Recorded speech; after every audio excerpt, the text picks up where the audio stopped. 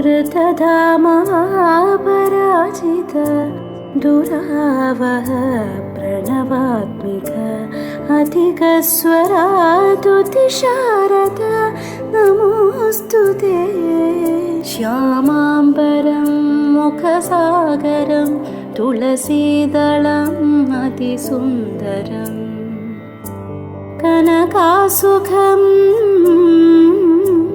नारीवरं शुभदं माङ्गल्यं तन्तुनानेन मम जीवनहेतुना।